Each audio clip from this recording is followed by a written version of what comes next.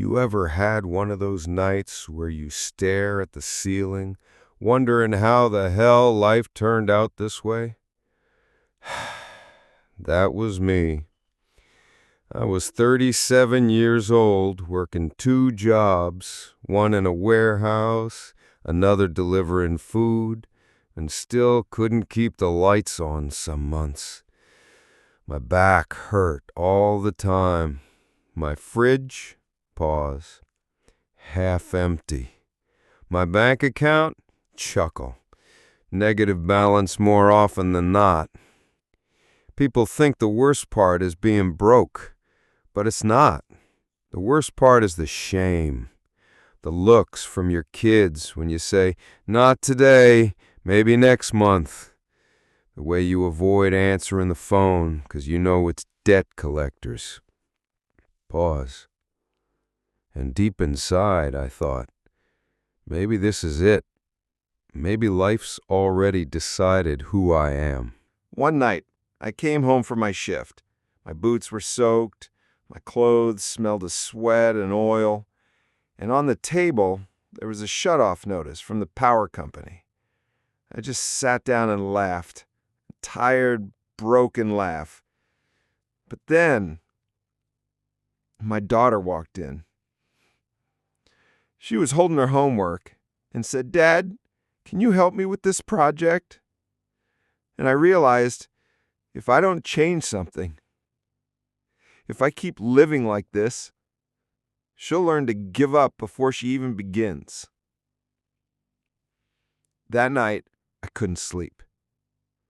I just kept thinking, there's got to be a way out. But how? I didn't have money.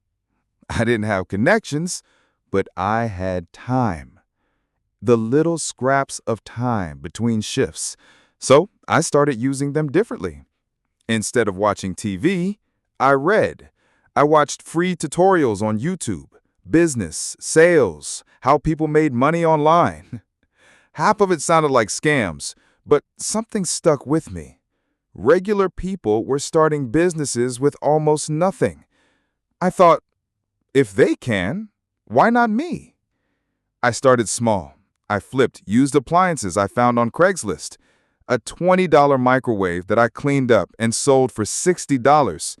A washer someone was giving away, I fixed it with a $15 part and sold it for $120. For the first time, I felt hope. But let me tell you, it wasn't smooth sailing. Oh, far from it. Some weeks I lost money, bought junk I couldn't fix, got scanned myself once or twice. My family thought I was crazy. Why waste your time? Just get overtime at work. And I almost quit. Almost. But then I noticed something. Even with all the failures, my side hustle was slowly bringing in more than my job. I was exhausted, yeah, but for the first time, I was building something of my own. Still, I kept asking myself, do I dare risk everything or stay safe and tired forever?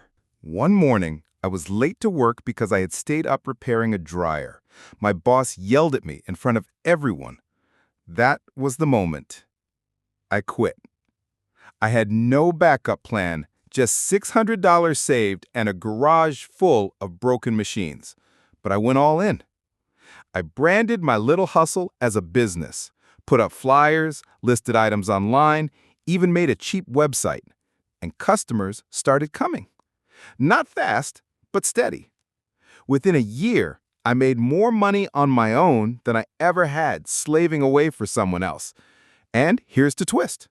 The same warehouse where I used to clock in, they now buy refurbished machines from me. So here I am, years later, not a billionaire, not some guru, just a regular guy who stopped waiting for permission. And I need you to hear this. If you're broke, tired, ashamed, I was you. I was you. And the only thing that changed my life wasn't luck, wasn't connections. It was the decision to try and to keep trying even when I failed. If my story means anything, let it be this. Don't wait for perfect. Start with what you have right now. Because sometimes the smallest step forward is the one that saves your life. Subscribe if you want to hear more real stories like mine. And if you're standing at rock bottom today, maybe this is your sign. Don't quit.